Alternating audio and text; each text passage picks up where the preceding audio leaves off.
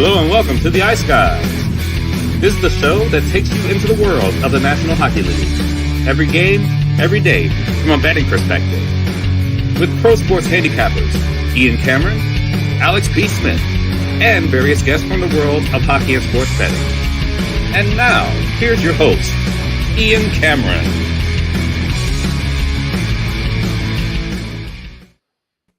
We are back. It is the Ice Guys for a new season, and this is our Eastern Conference season preview show, of course, presented once again this year by our good friends at Boston Hemp Inc. Ian Cameron, Alex B. Smith. It is great to be back in this season preview form. It feels like we're halfway back. It'll feel even more that way when we're back next Tuesday for our official season premiere edition of the show, and we're back breaking down the games once again on a daily basis. And we are joined by a good friend of the show. You guys know him well. Kelly Cup champion, as I posted in the Twitter post of the video link. That never gets old. Ready to embark on another ECHL season with the Florida Everblades and looking for a three-peat with the Kelly Cup champion Florida Everblades. Jordan Sambrook joining us here on this Eastern Conference season preview show. Jordan, how are things? Going great. Excited to be back, and excited for my season and to watch some NHL hockey this year, of course. You've been doing some golfing, I can tell, because we were talking. You got the you've been getting some sun. Like I said, I made the mistake of not putting sunscreen on before a Ticat game, and even though it wasn't that warm, the UV rays were ridiculous. And I was a cooked lobster. There's skin peeling off my face. I mean, It's just not very good. It was really bad. That was a few weeks ago, but thankfully the skin has healed since then. I mean, what a way to open the new season. Talk about my skin problems, but.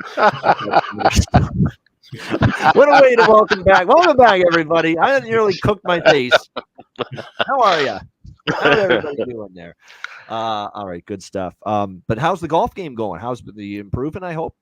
Yeah, I've been playing pretty well this summer, honestly. Got quite a few rounds in, and now that all of my teammates are back down here, a lot of us want to get out golfing. It's still rainy season in Florida a little bit, so the afternoons, it's still thunderstorms for everyone that kind of knows the Florida weather pattern, but it should be cooling down and be nice and sunny all day long coming up soon.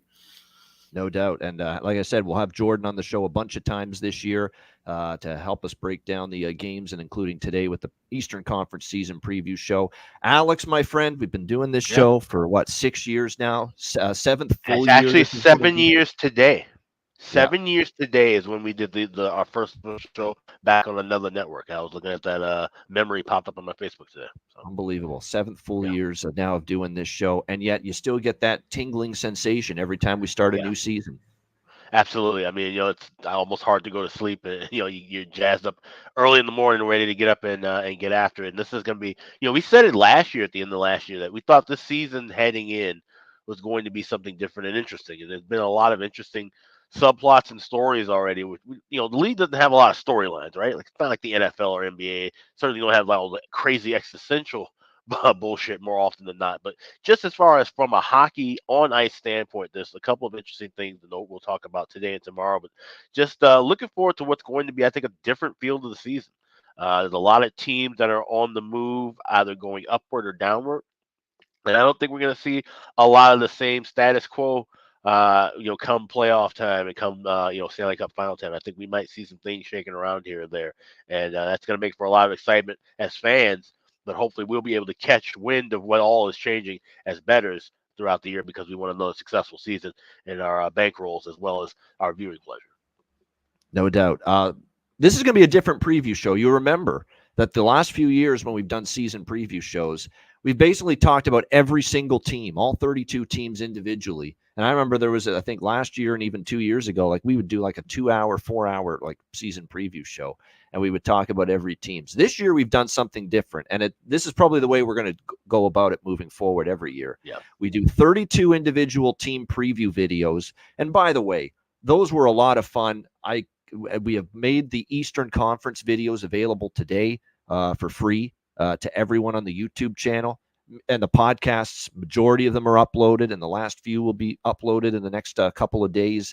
Make sure you check those out. They're packed full of information. A lot of them are anywhere from 20 minutes to 45 minutes in length.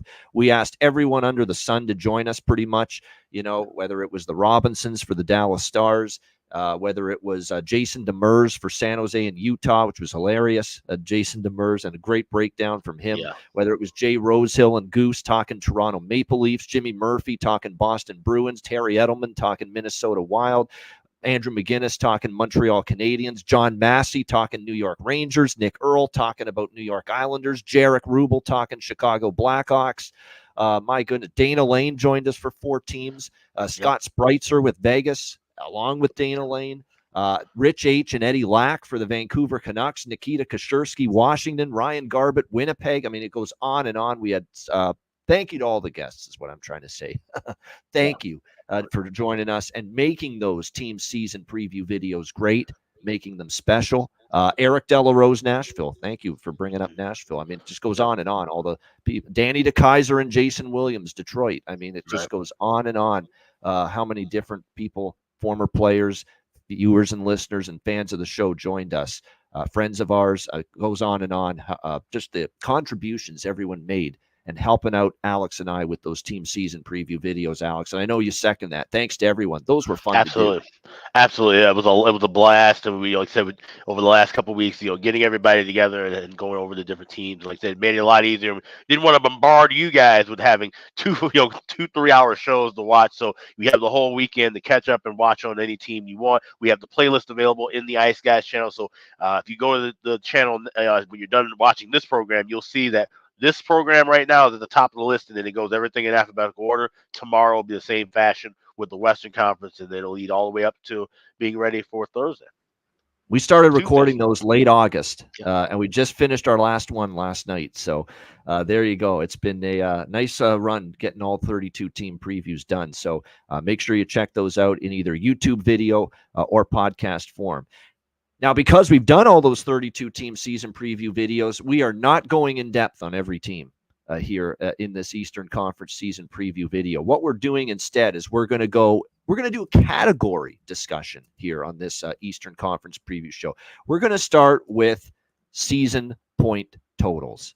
Okay, just a generic overview of the Eastern Conference, teams that we all like to either go over or under their regular season point total this upcoming season.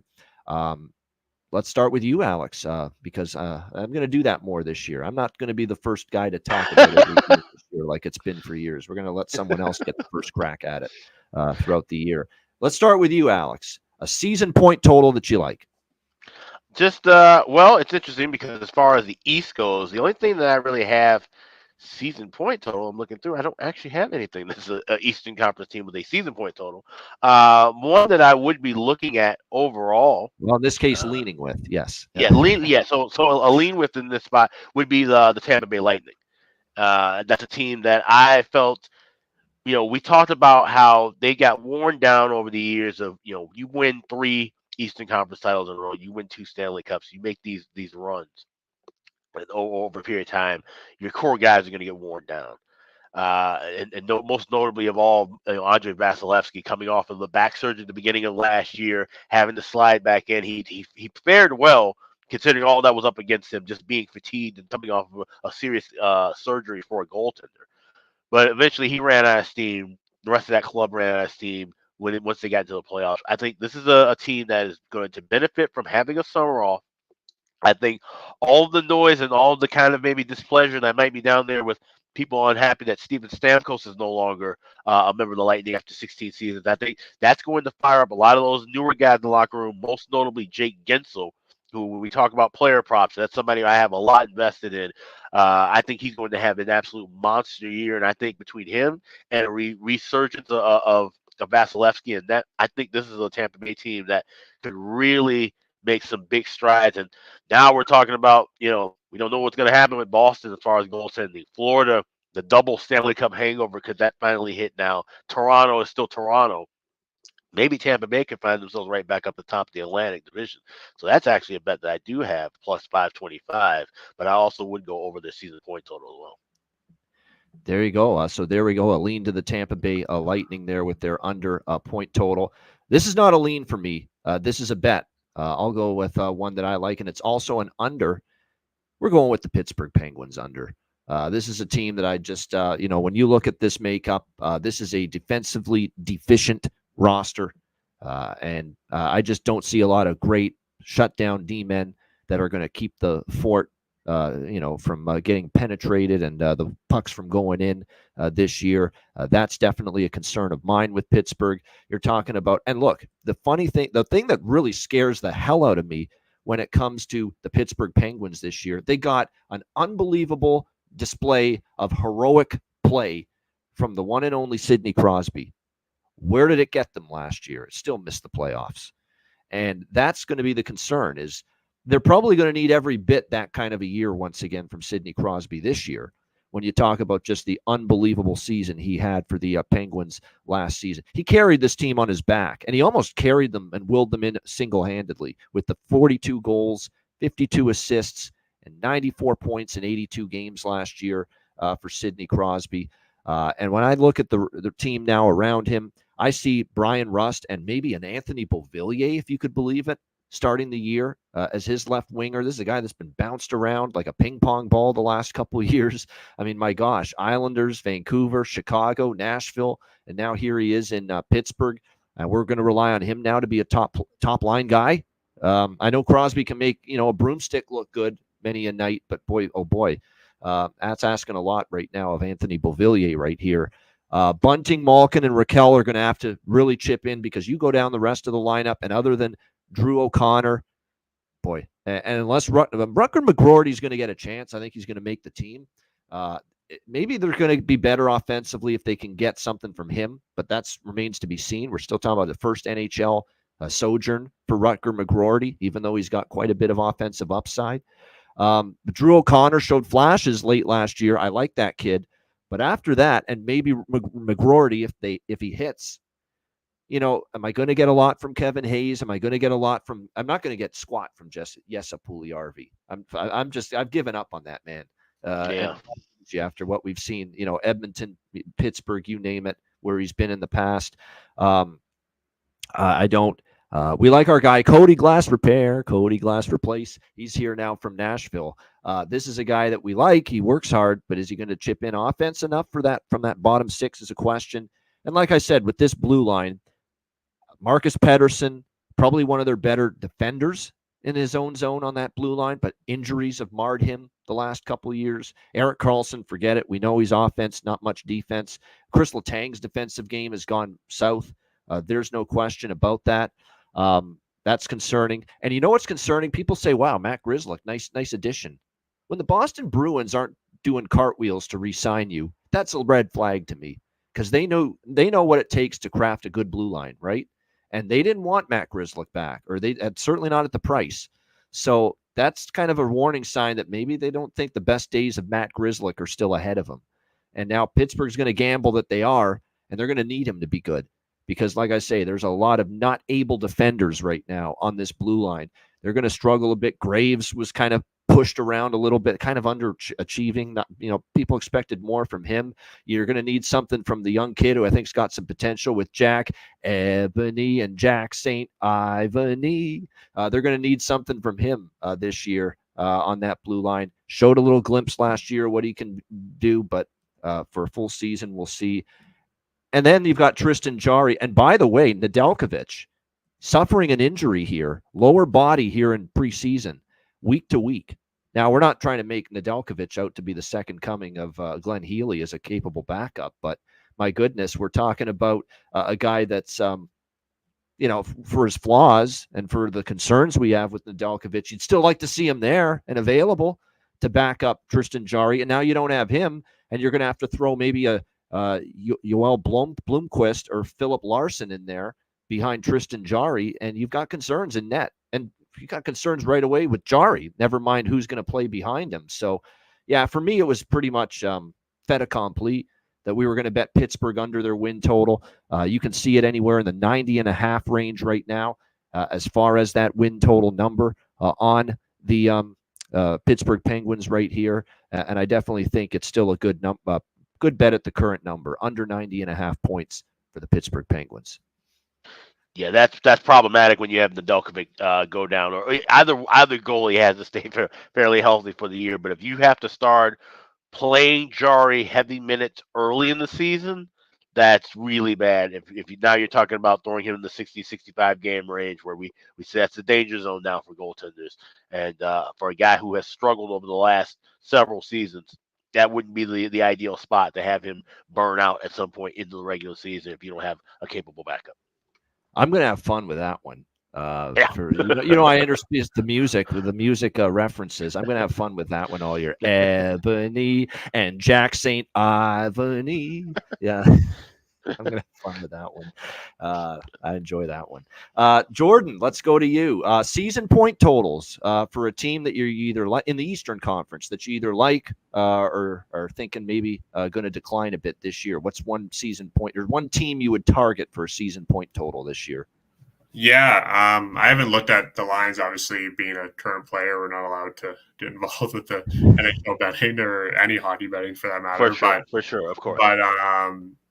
But one team that kind of has my eye would be the Buffalo Sabres to me. Yeah. A lot of guys aren't really predicting them to do that well, but with their young core, I think kind of getting older now, and obviously they just named Rasmus Dahlin the captain, and I think Ukko-Pekka Luukkonen's going to have a good year for them. Dylan Cousins, another year older. I think they're going to come on strong and really, really be able to do something, I think, in the Atlantic Conference. Obviously, like you guys said there, Tampa, they got the Leafs, Florida, everybody's still kind of, juggernauts in that Atlantic division, but they're definitely somebody to keep an eye on, I think, and someone that could really surprise a lot of people. Yeah, no doubt that they're a fascinating bunch, to talk about coming into this season. The Sabres, there's no question. It'll be interesting to see how they fare. Will the Lindy Ruff reunion be a good one for them? They are trying to play fast again. It looks like I'm seeing that in preseason. They are trying to run and gun. Let's see how that works for Buffalo going into the season. Of course, they're going to start before anyone else with the back-to-back against New Jersey Friday and Saturday in Czechia. So that's going to be interesting to see how that goes, obviously, when it comes to the Buffalo Sabres, because their offense, believe it or not, they actually need to fix it. Last year, they underachieved a little bit offensively. 2 years ago, it was they could score and they couldn't keep the puck out. Last year, They weren't as bad defensively, and they got much worse offensively. And it's kind of the Tage Thompson had a down year. The power play struggled a lot more last year.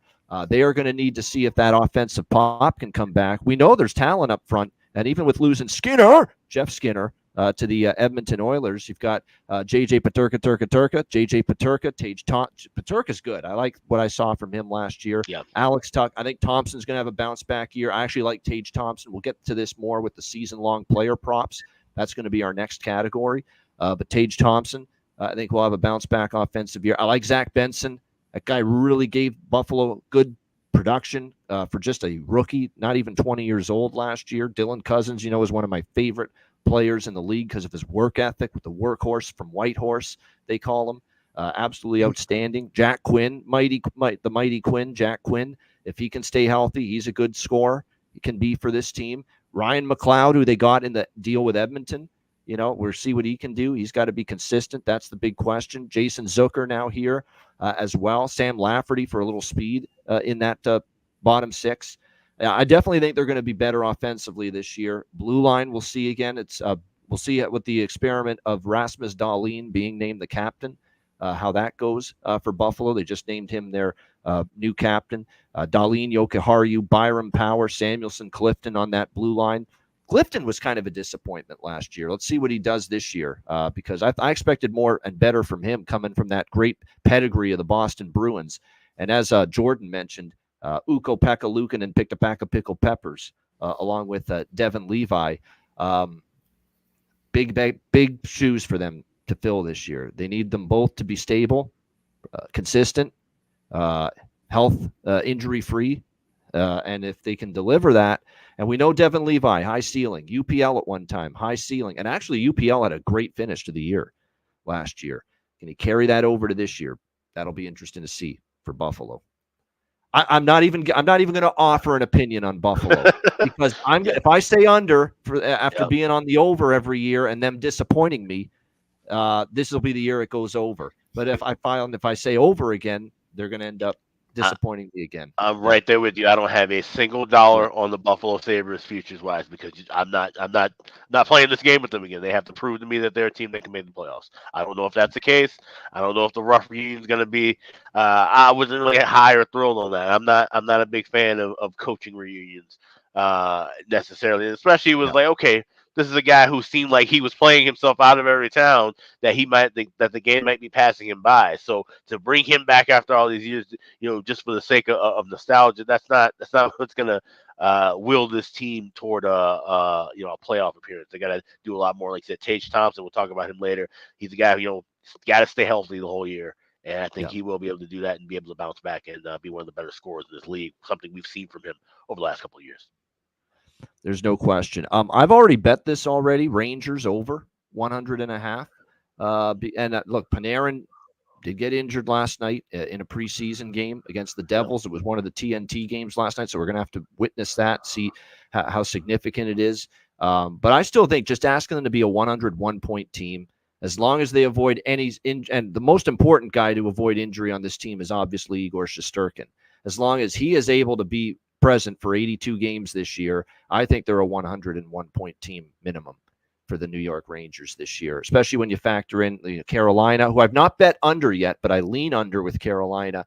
I'm waiting to see who's going to get that number one spot in net because it's still undecided right now with Brind'Amour between, believe it or not, with Anderson and Kochetkov.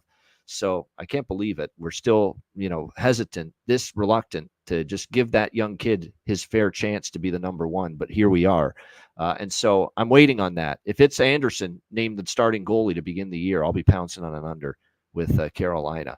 But Rangers, I like over their point total. Now, remember on the Boston preview we did with Jimmy, I did like Boston over their point total because of where the number is. But now with the Swayman stuff going on, that is totally out the window now for me. Any sort of lean or want to bet Boston over at this point, just because they've been so consistent getting over the 99.5 point total that they're currently listed at. But now with the Swayman news, and I know Alex has some thoughts on that, definitely it's just been a sideshow, a soap opera.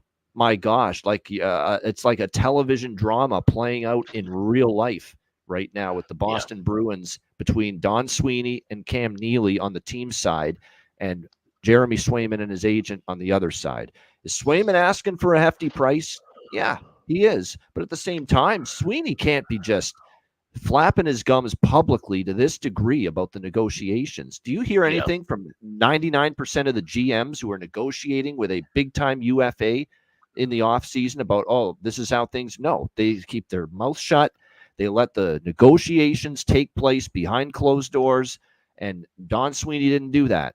Getting all upset about some of the stuff that was being reported on Spit and Chicklets and brought that into public and made a big deal of that, talking about, now this 8x8, story that's swirling around the last few days. He's bringing up that.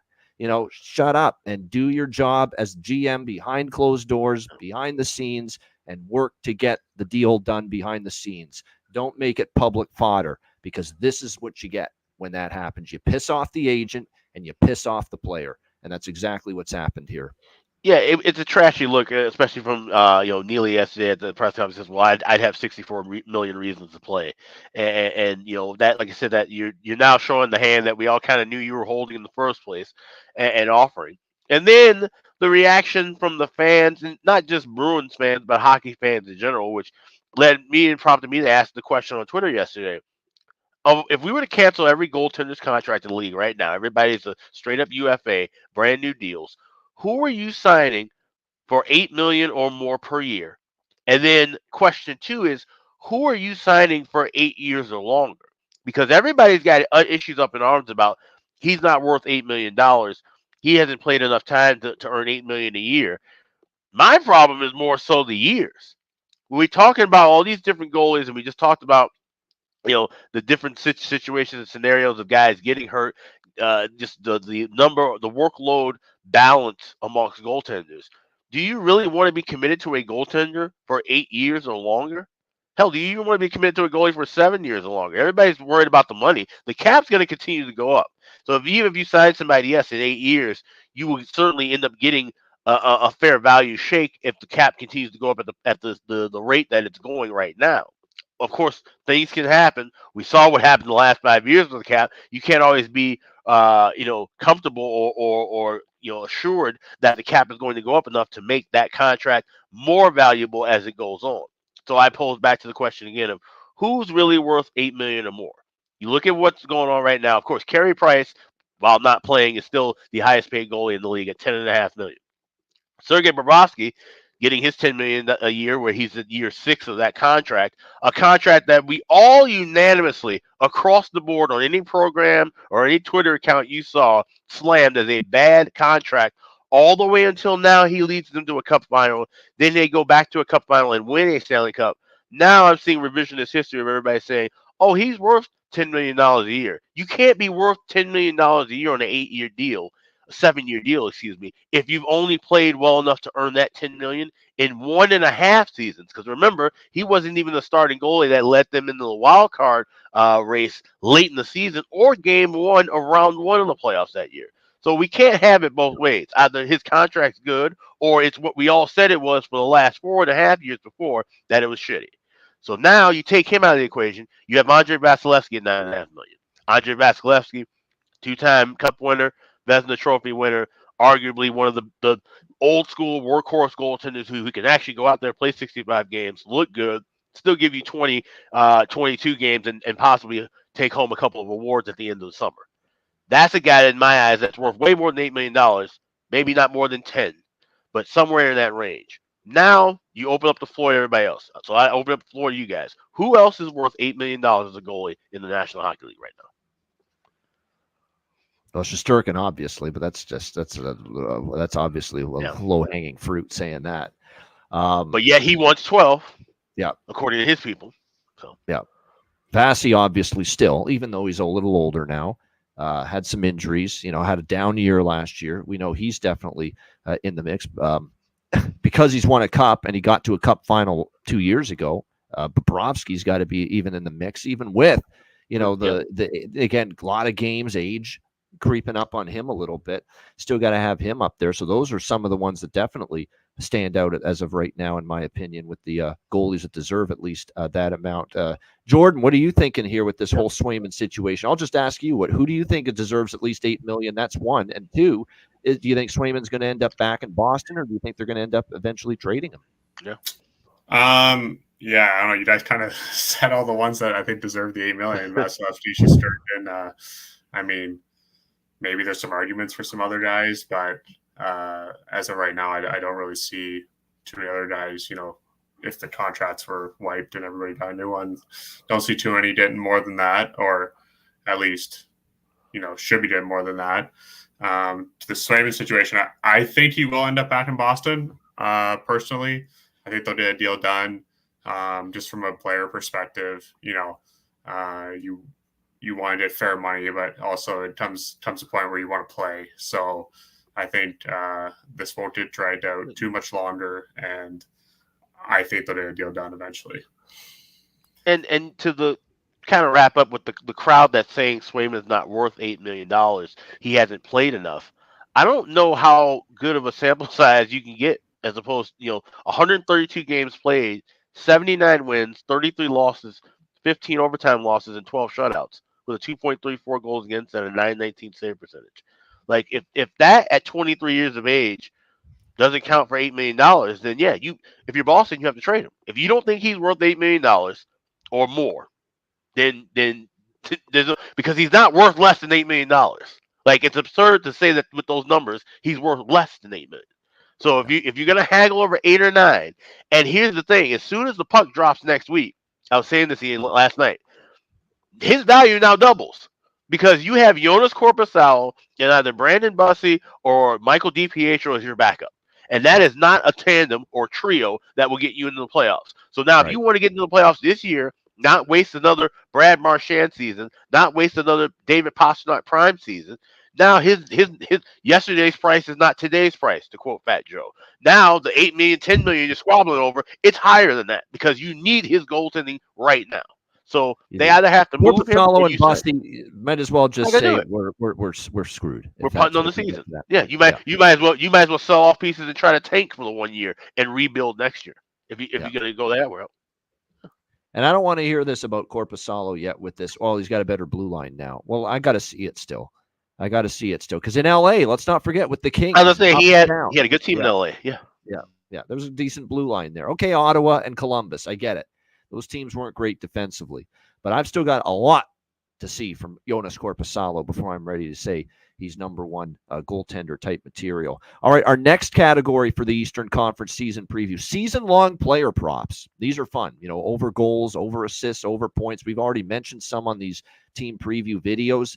I'll begin here with a few that stand out to me. Number one player prop season-long on the Eastern Conference side of the ledger for me is Alexis Lafreniere for the New York Rangers. Over his goal total specifically. I'd even go maybe over points as well. 50-50, maybe 75-25 split goals to points because I think more of a goal scorer for him. Contract year.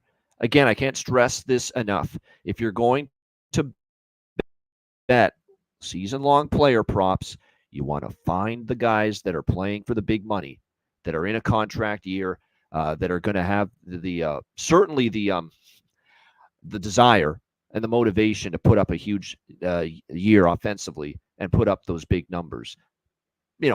Prime example of that last year, Exhibit A, is Sam Reinhart.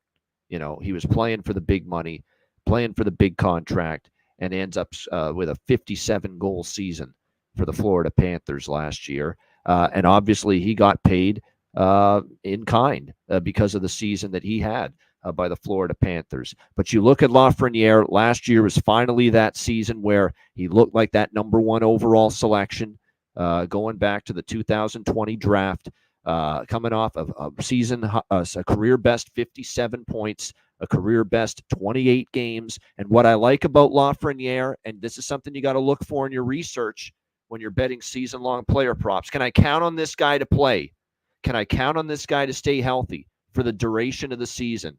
Last 2 years for Alexis Lafreniere with the Rangers, 81 games played, 82 games played. This is a guy that didn't miss time, didn't have any injury setbacks.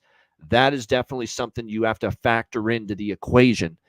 Absolutely have to factor it in when you're handicapping season-long player props, if you're going to get involved betting this market. And for me, he got 28 goals last year. Obviously, for him, those were career best numbers. He's going to get the opportunity this year to probably play on that second line with Artemi Panarin and Vinny Trocheck. And look, there are going to be instances where, and this goes back to something our guy John Massey said with the Rangers preview, he's not sold on Riley Smith being the answer as far as the top line necessarily, because Riley Smith didn't have a great year with Pittsburgh. Wasn't the Riley Smith we saw with Vegas last year. And there's a good chance Riley Smith starts the year with Mika Zibanejad and Chris Kreider on the top line. What if that doesn't go well?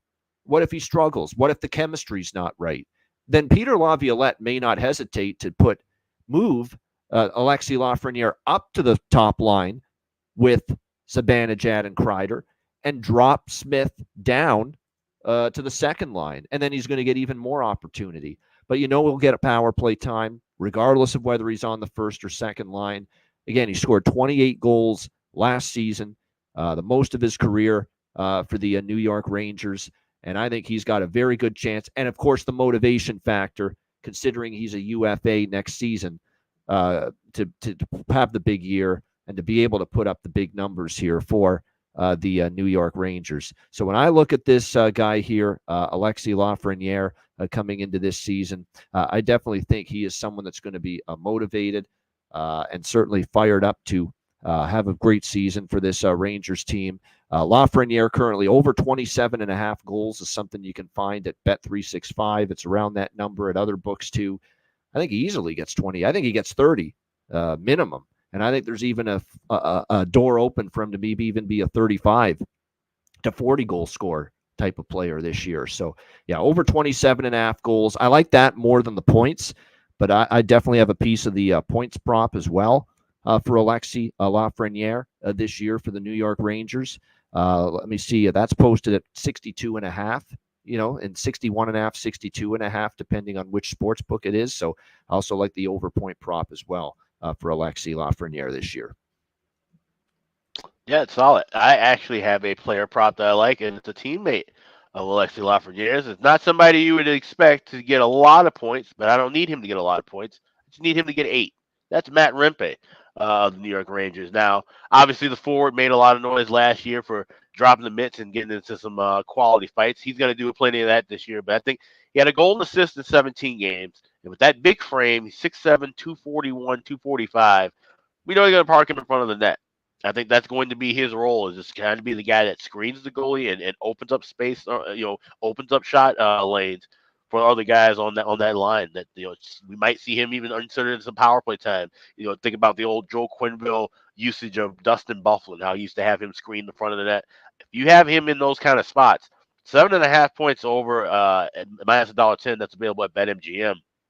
I grabbed that about a month ago. That number's still up at that range. I think that's a decent price. I think he has the hands to score a couple of goals, chip in on a few plays, and if he's being the screen man in front, all he needs is a few tip ins and a few lucky bounces. He should be able to get over that 8-point mark. So it's short and simple. We hope he can cash it sooner than later, but I think he'll have enough time to where we get over 7.5 points with Matt Rempe, the Rangers minus $1.10. And I think he's going to work on other fast. We know he can fight. We know he's physical. We know he's a big behemoth on the ice. But if he's ultimately going to remain in the Peter Laviolette's lineup and the Rangers lineup throughout the season, he's going to have to find ways to contribute as far as park himself in front of the net, tips, deflections, be present, be a force, chip in offense when you can. We're not asking you to light it up, obviously, because that's not your skill set. That's not your role. But you're capable, if you get the minutes, to maybe be an 8-point guy, and that's all you're asking out of that. How fitting! How fitting is it? You play with literally the greatest tip-in scorer in NHL history, essentially Chris Kreider. Like you have the perfect person to work with in practice every day to learn that skill. So. Yeah, no doubt. I want to clarify one thing about Lafreniere. Not a UFA or RFA, but still playing for the money, and it's still important. RFA, UFA. RFA means nothing, as we see with Boston. That doesn't secure anything. So. No, it doesn't. But as long as they're a free agent of any kind, I actually think the UFAs are even stronger bets for the player props because they know that it's definitely we're going full bore. But even with this RFA situation, he's still an RFA. He's still playing for what his next contract will be. And more importantly, he's just a player that I think is finally, after all this time, and I like what the Rangers did. They showed some fucking patience. They didn't throw this guy into the garbage dump, after a couple of disappointing years. They said, let's be patient. Let's let this guy develop and let's see if we can wait till he gets his confidence. They were patient with him. It's nice to see that every now and then when some teams don't show that and exhibit that patience anymore. And it's paying off now for the Rangers and specifically for Alexis Lafreniere at this point in time. Jordan, how about you? A player that you think might have a good year offensively, which anyone stick out to you or anyone you have in mind? Yeah, I'm going to go to a defenseman, switch it up a little bit. I think Victor Hedman with the Lightning. Obviously, he's a high-end guy already, someone that's very, very well talked about and a very good player. But, another guy that just got named captain, no Stamkos anymore, but still going to be a very good power play unit with probably Gensel replacing Stamkos on that side. It won't be a one-timer threat, but I still think that power play is going to be one of the best power plays in the league with those 5 that'll be on it with Point and Kucherov and I forget who plays net front, but yeah, Hedman, I think, this is kind of his team now to run with it. And, as I said, that confidence boost that you would get as being named captain and kind of, I'm sure management has talked to him and said, this is your team and, you're going to run with it and lead us to the top final for their sake, hopefully. So yeah, I like him to have a good year. And obviously, like I said, he's obviously a really good player, but I think he's going to exceed expectations even more this year. Yeah, I would agree with that. As somebody who, like I said, likes Tampa Bay to have a good year. And I think, like you said, having Hedman be the captain, that kind of, like I said, puts the keys in his hand, that this is his team. We know Nikita Kucherov's kind of the face as far as up front and being the forward. And I think that leads to the opening for a guy who I think is going to have a monster year, as I mentioned earlier, in Jake Gensel. I have a ton of props on Jake Gensel. I have him over 87.5 points. I have him over 34.5 goals. Got both of those at $1.10. I also got him to score 40 or more goals plus 290 available at FanDuel. And then I took Yeah, smaller shots on him to win Art Ross Trophy at 100-1, and to win the Hart Trophy, win MVP at 200-1. I think he can take some of that spacing away and put the focus more on Kucherov, put the focus more on Point, and he'll be able to elevate and kind of, now that he knows he's going to be staying here, he has his contract already signed. He's in the prime of his career as a guy who's been relatively healthy. He did have some injury issues last year in Pittsburgh before eventually getting moved to Carolina. But as soon as he got moved to Carolina, he stepped right in and scored damn near every game in the regular season. So he's a guy I think that's now found the home, knows that he can take over and be that Stamkos role. We saw Stamkos, the bulk of his goals throughout his 16 years in Tampa was because of the other guys helping to facilitate him. I think he can slide in that spot, and I think 40 goals is not going to be a lot to ask, especially when he had 77 points in total last year. So we're only asking for an 11-point increase and just about maybe a 14, 15 goal increase. I think he can eclipse both of those in strides, and I think he'll be right there in that Art Ross and MVP trophy category for sure. So those are the only other. We waited for Ian to come back on. The only other player props I have in the East, Linus Ullmark. Obviously, we're talking about the goalies and talking about the Boston situation. Well, they're having that issue because Ullmark got moved to Ottawa. And I took a couple of shots on him to get over 1,200 saves plus 240 and over 1,300 saves at 11-1. Both of those prices being available at FanDuel. You look back at his Vezina Trophy season a couple of years ago, he made 1,366 saves on 1,457 shots. That's playing 49 games. I think he's going to have to play around 50 to 55 games for Ottawa to be a competitive team, to be that team that wants to get over the hump and get into the wild card spot. He should be able to see tons of shots, tons of rubber ad nauseum. I think he's going to be able to make some big saves. So I thought those are great prices. 240 for the plus 1,200 saves, and then 11-1 for him to get right back up to that 1,300 mark. And, Ottawa has the breakdowns on defense that we're thinking about as well, too, because they're very weak on that left side defensively. And he could be in for an incredibly heavy workload night after night. So I think the shots will be there. It's just a matter of can he make all those saves throughout the entire season. Yeah, I agree with that one. I just caught the end of it there. First live show of the year, and there's a power surge. I can't catch a break here. I thought we could wait till we get like halfway through the season. We have one of these things happening. We're in mid-season form already. We already are. It's like you couldn't have done this like all summer. Right. You picked right now for just power flicker. There we go. But here we are. We're back now. Good stuff. We talked Toronto Maple Leafs with Jay Rosehill and Goose. That was a great video. There's a couple season-long player props I like for Toronto. Mitch Marner stands out. Goals and points.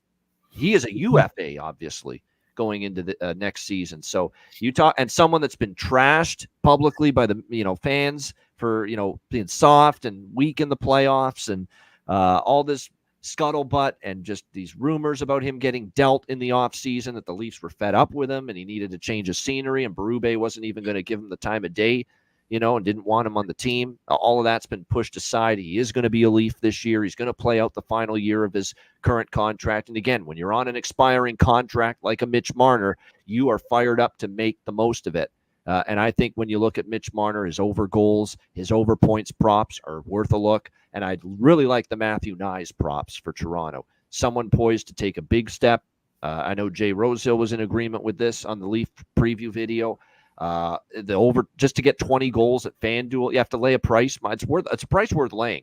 I don't mind laying minus 160. I don't do it often, but when I do it and it makes sense, and I think just to get Knies to be a 20-goal scorer at minus 160, it's a price worth laying to me, because he is likely starting the year with Austin Matthews and Mitch Marner on that top line. A Marner that, as I just talked about, is going to be going above and beyond this year in a contract season, to put his best to have an explosion this year offensively for this Leafs team as he plays for the big bucks and the big money as a UFA next summer. So, yeah, Mitch Marner over goals, over points. Matthew Knies, if he's playing with Matthews and Marner like it looks like he will start the season doing on that top line, I think Berube is going to start him there. Him to get 20 goals is minus 160. The one we really thought was a great bargain, little season preview bonus bargain bin special, if you will. Matthew Nyes to get 30 goals at FanDuel was almost 10-1. Plus 950. Plus 950.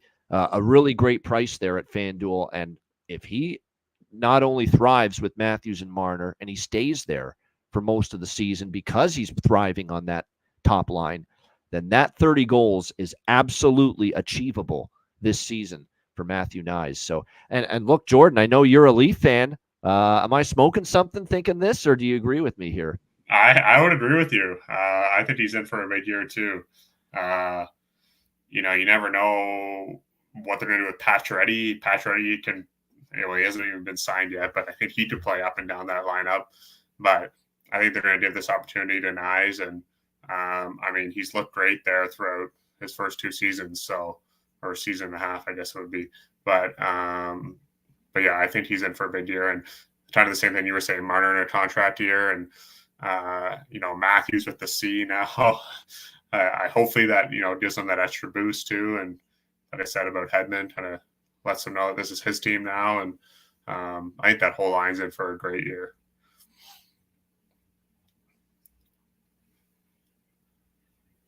There we go. Sorry about that. I think this could be a line that has some real good chemistry. Nyes is now put on some muscle and pounds as well, which means it's going to be harder to move off the puck, and that's going to go nicely with Matthews and with Marner. Marner can be that playmaker, and even he can finish when he wants to, but he can find Matthews. And again, Nyes is going to do a nice job too, opening up space for not only himself, but his line mates, I think, too, with just the work ethic he brings and tough on pucks. I think he's going to be stronger on pucks this year, which is a good thing. And like I say, that's got the chance to be a nice line here for the Toronto Maple Leafs this year. Anything else that you want to mention, Alex, for season-long player props before we move on? No, those are the only ones I got in the East. So. There we go. Good stuff. All right. And I have more, but I tried to give you some of the ones I like quite a bit so far this upcoming season. I do want to mention for Montreal, Slavkovsky, I think makes a lot of sense as far as over goals, over points, because he came on strong like a freight train second half of last year. I think that's all easy momentum and confidence that he can build on this year. He's going to get all the opportunity under Marty St. Louis, top line probably again. Suzuki likely playing with him again, and that could be absolutely dynamic for him. And look, Caulfield can go over too. I just think I like the value with Slav instead. I was just saying, do you think they're all valued a bit more now, especially with the line injury, even though we know it's not going to be a season-ending injury, but still missing significant time? Probably want to scramble and grab those as well. Exactly, because 2 to 3 months is what we're looking at, and it could have been a lot worse. So if you're Montreal, you're thankful that it's only 2 to 3 months that you're missing Patrick Laine. But that certainly is going to open up the door for Juraj Slavkovsky, Caulfield, Kirby Dach. Keep an eye on him now that he's healthy again for the Montreal Canadiens. And I love seeing him. I love it that Riley Gregg hit him, and it was a bit of a suspect hit. It wasn't the worst hit I've seen, but it was suspect. Ridley Gregg on Kirby Dach last night. Kirby Dach says, I'm taking my own fight into my hands here. Yep. And I fought him later in the game. He went to look for him, and obviously he won the fight too. He did a great job in that fight. But he got that hit from Gregg. He sought out, he seeked Ridley Gregg on the ice in that third period. Like, come on, you bastard. I know what you did to me. Let's go. And they dropped the gloves, and I loved it. I loved it from Kirby Dach last night. Yeah, that's the kind of stuff you want to see. That's the contrast, because you look at what happened earlier in the game. He have someone else fighting his battles for him. He went after Ridley Gregg. Yeah, exactly. And that's thing, and that's the way it's supposed to be. That's the accountability that guys should be holding for themselves and each other. Honestly, like I said, earlier in the game, we saw that with the Jack Guy hit and the whole thing. And then him turtling with Kachuk. That's the kind of stuff you don't want to see. But Doc getting hit by Gregg, I said, maybe it's questionable, maybe it's not. But listen, we got to answer the bell, and the person getting hit being the one to call him out, it's completely fair, and that's what hockey is all about. So definitely love seeing moments like that. Yeah, I agree with that too. There's no question. So that like I said, that was a fun game last night as far as a preseason goes. Robert Oliver Carlson liking Seth Jarvis over 38 goals. He's going to be on the top line, power play, you name it. He's definitely going to get opportunities.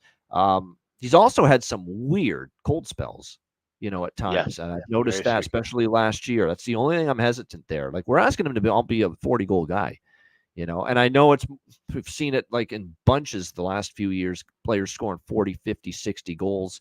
It's happening a lot more. So I certainly wouldn't count it out with Seth Jarvis getting to 40, but it didn't make my cut, didn't make my card. But I get it why you're interested in that for sure. All right, our next category, we got 2 more categories left. This one is regular season awards props. And of course, this can be anything. Obviously, the Jack Adams Award, Coach of the Year, Calder Trophy, Rookie of the Year, Rocket Richard Trophy, Leading Goal Scorer of the Year, any category, Vezina Trophy, obviously, Top Goaltender, Norris Trophy, Top Defenseman, Selke Award. There's just now you can bet these pretty much at every sports book. Anything in the awards market, Alex, that interests you from the Eastern Conference? Yeah, just reiterate kind of what I was talking about with Jay Gensel. I think, with having those numbers I expect him to have, I expect him to be a 40-goal, 90-point guy. I think he could certainly put himself in the conversation for Art Ross Trophy for most points and MVP. So the Hart Trophy. So at 100-1 to win the Art Ross at FanDuel, 200-1 to win the Hart Trophy at FanDuel. I thought those were great odds. I think those numbers certainly won't be around if he starts playing well right off the rip. We'll see those cut in half as early as the 1st of November if this guy comes out and automatically gets 10 goals and 15 points or something of that nature to start the season off. So it was more of a value play, but I think he could have just a big enough year to where that value is going to be looming large later in the season. Yeah, absolutely. No question. I like where you're thinking there. Jordan, anything in the NHL regular season awards that you think players that might win in a certain category? Yeah, I saw Robert just mention in the chat there, but Michkov for rookie of the year, the Calder. Him and Celebrini obviously are going to be real good players, but it just seems like he's, I don't know, it's what I've seen, on Instagram and Twitter so far. Michkov kind of seems like he has that swagger already. Just, it seems like he's putting up those points and all that, and playing under Torts. I'm sure, Torts will make him play the right way, and I think he'll be a great player this year. Yeah, that's my one, I guess, for the Calder. The Vezina, it's hard to say. I feel like there's a lot of goalies that could be in the Vezina kind of conversation. It's a long shot, but like if Joe Wall has a good year, the Leafs are going to win a lot of games, and if they're going to give Wall kind of the majority of the games, and if he stays healthy, like I said, it's going to be a long shot, but he could put up some good stats this year, and I guess you never know. So those would be my 2. At 40-1, that's not the craziest look in the world.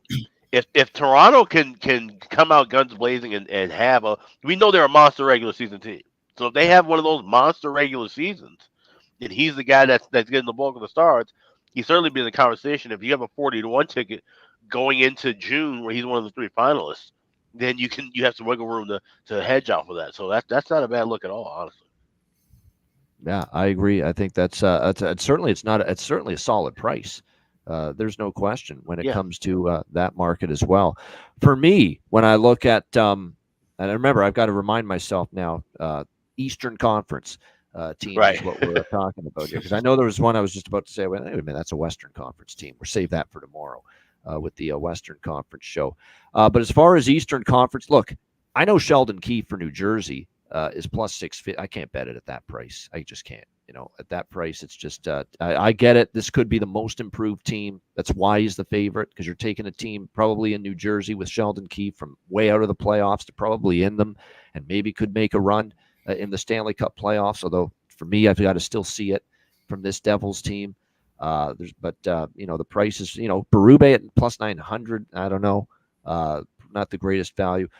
It would come down the board for me before I start getting a little bit interested. Again, we're talking about these teams that, Travis Green, even at 10-1, like Ottawa could be better, but 10-1. I mean, I think there's great. You talk about Detroit, Ottawa, Buffalo every year, right? For those 3 teams, someone's going to take a step. There's way more great value with Derek Lalonde at 22-1 for Detroit, or Lindy Ruff at 22-1 for Buffalo. Like, if you believe in those teams, there's just better prices there. With those teams as far as the Jack Adams Award Coach of the Year market. For the Calder Trophy, there are a couple of players in the East that stand out to me. And obviously Mishkov's got a great chance but he's favored. I don't love the price there as much for Philadelphia, but the one that stands out for value, I think Aaron in our chat already mentioned it, Lane Hudson, Montreal. I think that's where not only is it a player I could see winning it, because I think he's got that ability and that complete skill set on the blue line, passing, shooting, skating, just vision on the ice, IQ to make high-quality plays with the puck. He's got it all with that. And his defensive game has really jumped leaps and bounds, improved as far as improvement. And because of that, I think we are going to be capable of seeing Lane Hudson win that award. And again, the price is anywhere from plus 700 to even 10 to 1, Aaron, in our chat, who has been on our betcast many times in years past. He got 10 to 1 with Lane Hudson to win the Calder. I agree with that. I think it's worth a look. I love Aaron's other look in the Norris Trophy discussion as well. Best defenseman. If he shows for a full 82 game schedule what he showed us in the playoff run to winning the Stanley Cup for Florida last year, Gustav Forsling could be in the mix. Like, this guy's game came on like a fucking freight train last year. Unbelievable improvement from Gus Forsling last year for the Florida Panthers. And if he can keep that up, I mean, 100 to 1 is what we're looking at right now with Gustav Forsling. I love the value. Now, we're not saying he's going to win it for sure, but I'm telling you what, a full season of Gustav Forsling without injury, playing like he did, playing at the level he did in the Stanley Cup playoff run, he is live in that category, in my opinion, to win that Norris. Yep.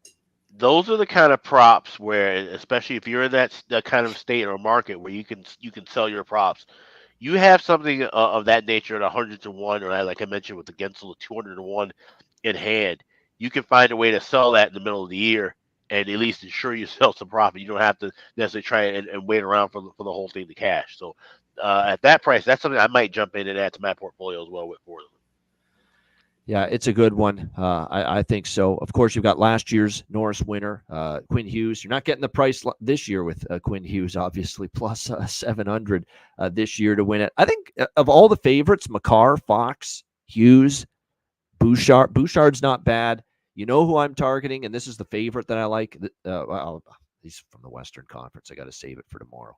I probably already maybe gave it away, but but that is the thing. But no, it's funny you mentioned it's going to make a certain Matt Robinson maybe pretty happy when I say it. I get you, but that's the thing about those kind of some of these awards. It seems to be like kind of it turned into a boys' club, right? Like it's the same 6 or 7, like the Vezina Trophy, conversation, right? It's the same. The usual suspects, the Shesterkin, the Ottinger, the Saros, the Hellebuck, the Vasilevsky. So it doesn't seem like it's always worth taking. You can take 1 or 2 shots out of market and hope that somebody comes up to the level of where they're playing that, this is going to be a goal. You're almost looking at it's a futures investment in 2 ways. Obviously throughout the season, but is this a guy that's going to end up being in that conversation again, like a Joe Wall? Will Joe Wall play to the level of being a Vezina Trophy, at least in conversation, contender every year moving forward? And if that's the case, then grab 40 to 1 right now, because you may never get 40 to 1 on him again if he continues to get better and progresses as a career. So you're kind of looking at it from that aspect too. Of I'm not going to get this price this later this season. I may never get this price again with this player, depending on how good he can progress over the years. So you kind of have to almost put that into thought as well too when shopping around. Selke Award, Barkov plus 130. He's probably going to win it again if he doesn't get it hurt. I mean, we saw it in the playoffs, just incredible defensively, and we know what he can do off. Like he is now the new Bergeron, essentially, in this league, Alexander Barkov, and he showed it last year in the playoffs. But if I was to go down the board in the Frank Selke Trophy category from the Eastern Conference, Nico Hischier at 9 to 1. I don't mind that price, especially when New Jersey's going to be a better defensive team, or at least they should be this year.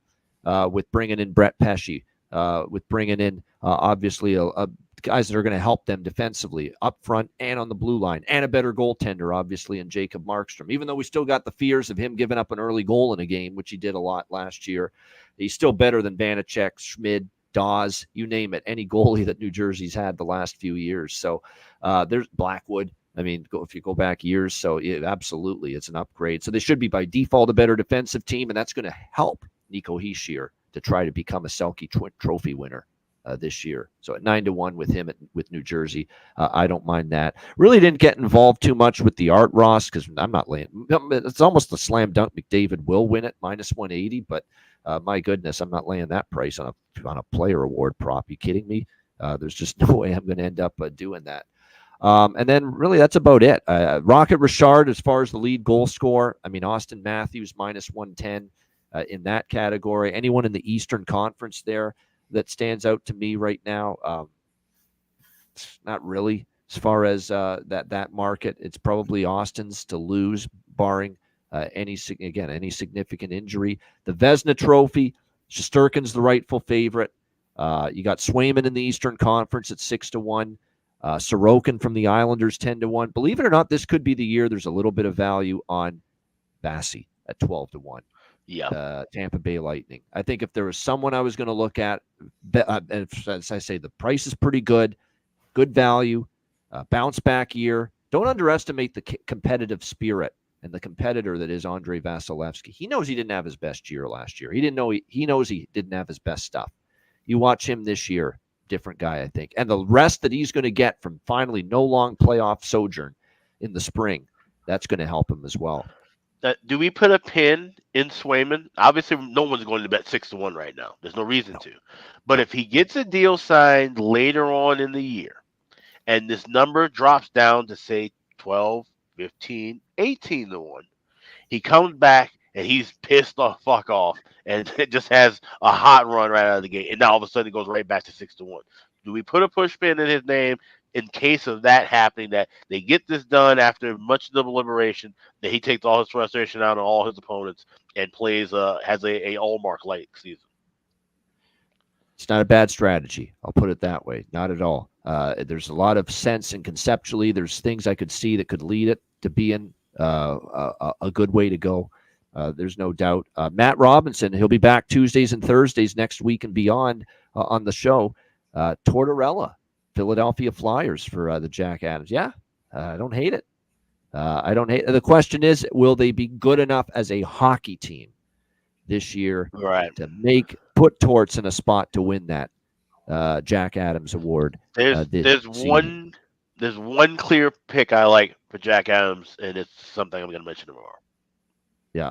All right. Very good. It's a good price. I'll say that. It's definitely one of the better prices I like. 22-1 in that range right there for John Tortorella, no doubt. So I like the price, and I don't mind that either. Dahlin getting the captaincy should spur him on.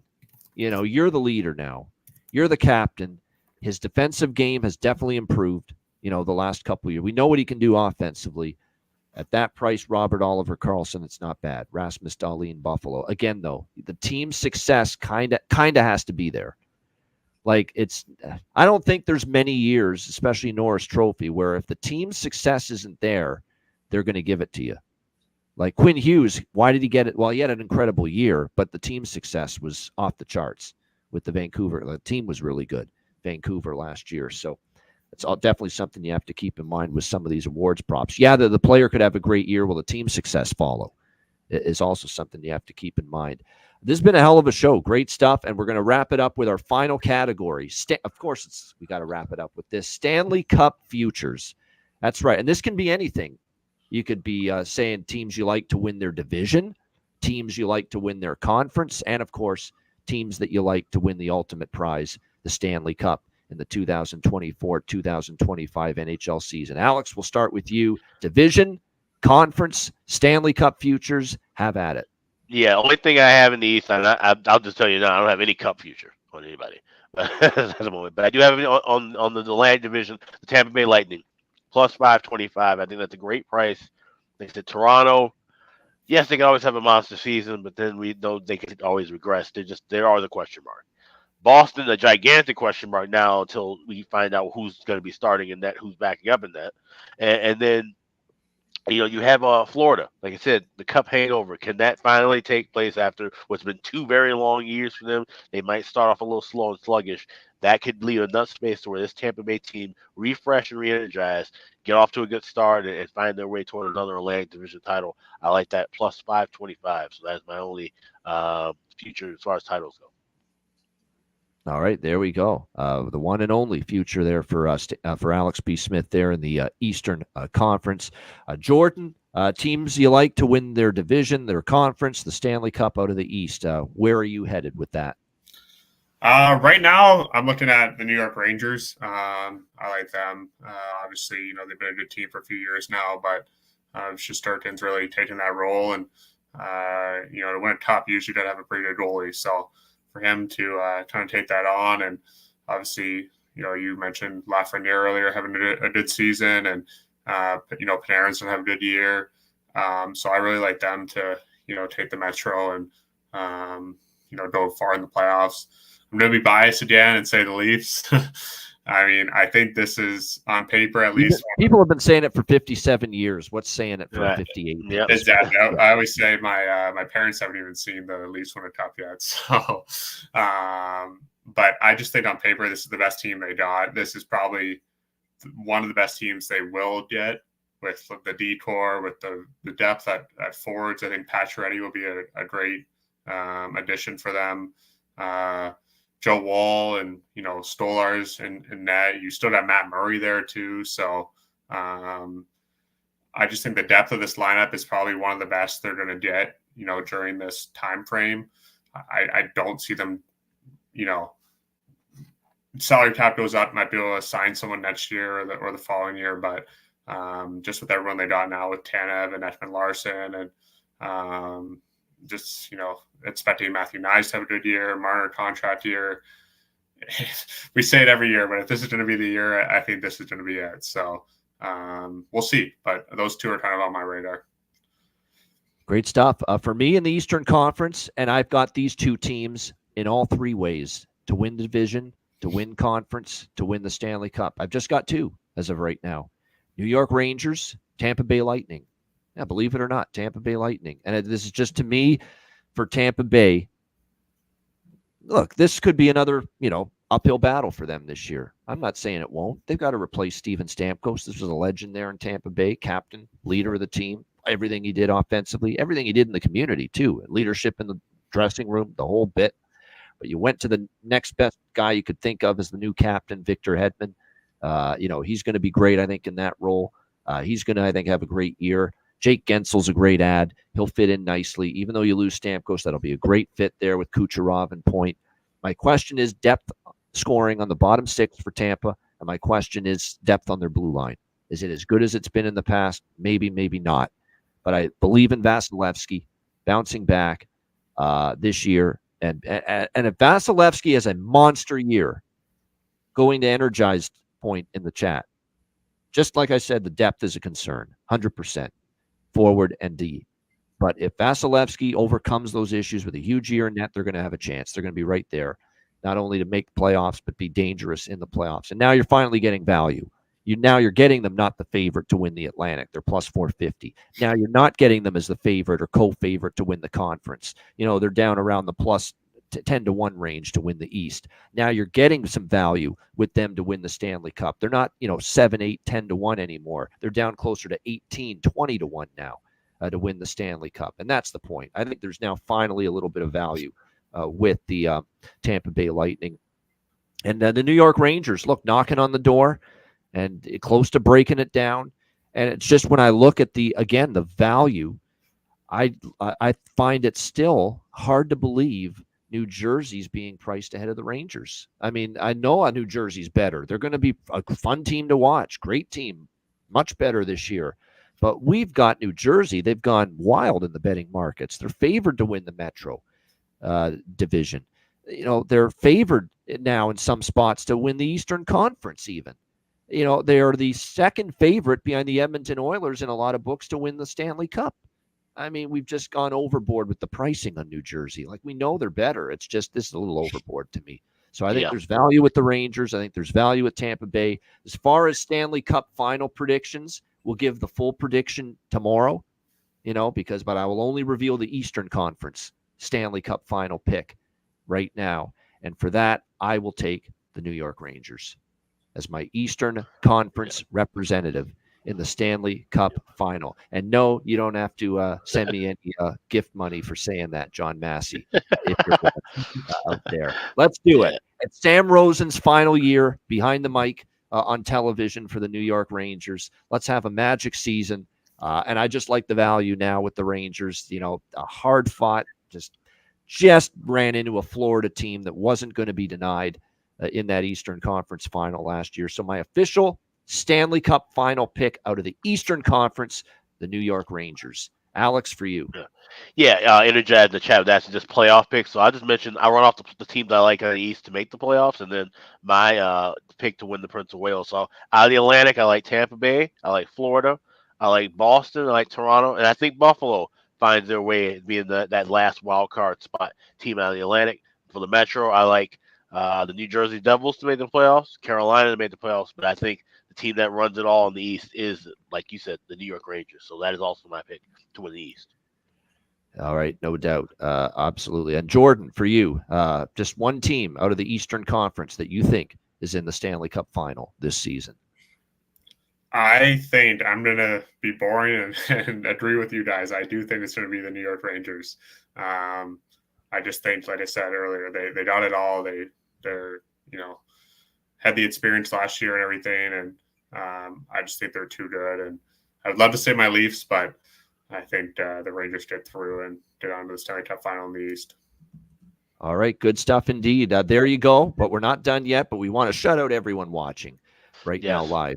161 on all platforms, mostly on YouTube. Hit the like button. If you're watching on YouTube, that's significant this year. We're trying to get the viewership and the subscriber count to new highs for the Ice Guys show this season. So make sure you hit that like button. We appreciate it very much, without a doubt.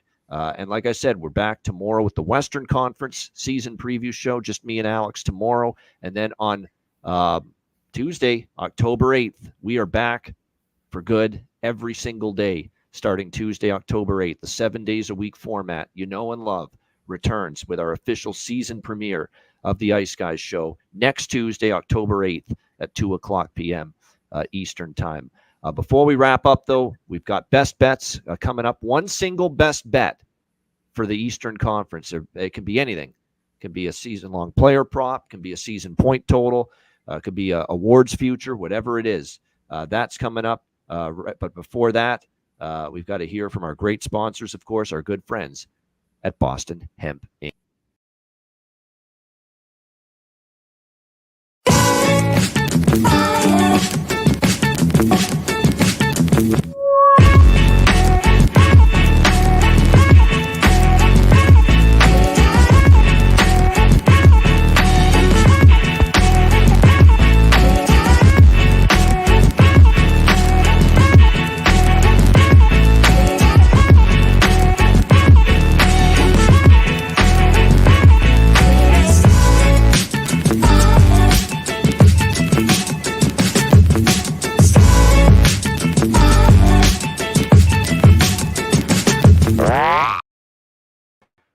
All right, Boston Hemp Inc.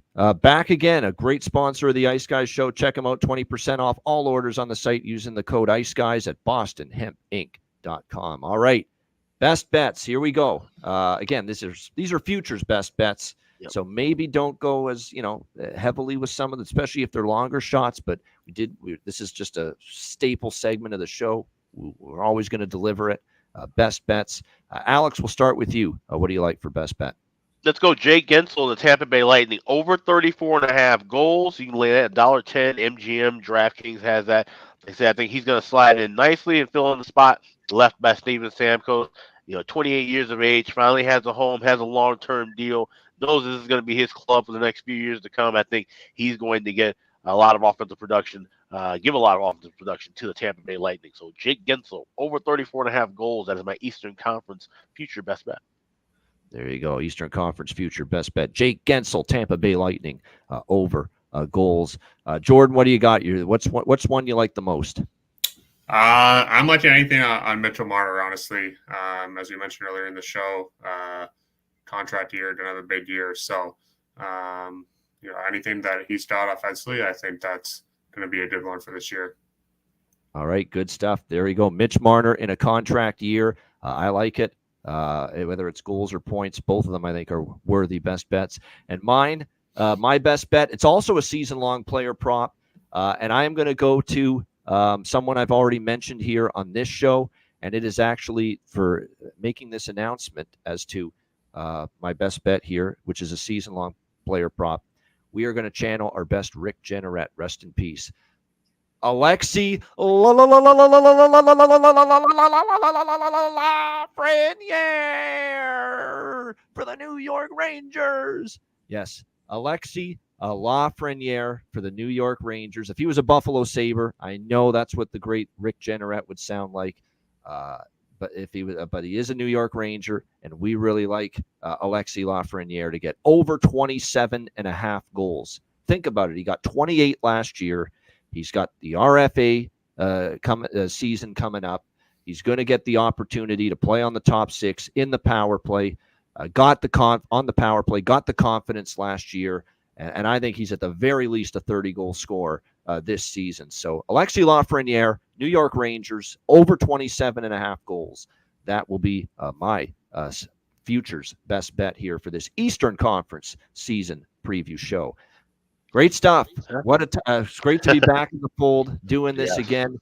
Jordan, you are just a couple of weeks away from starting your ECHL season with the Florida Everblades. Promote that, man. Let's hear about it. When's the season opener? Let's go. Let's get the promotion and the hype going.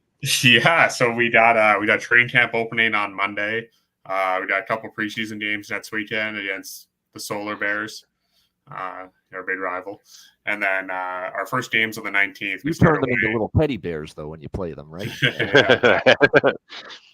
We got the first game on the 19th in Jacksonville, and then I think the first game for us is the following Friday, it's the 24th, first home game, where we're gonna raise the banner for the Kelly Cup Championship last year and go for 4 this year. So looking forward to it. If anybody's down in the Fort Myers or Southwest Florida area, come on out to a game. They're pretty fun. So. Yeah, I misspoke earlier. You've already won 3 in a row as a team. Back to back Kelly Cup champion, Florida Everblades. You got to put some respect on the name.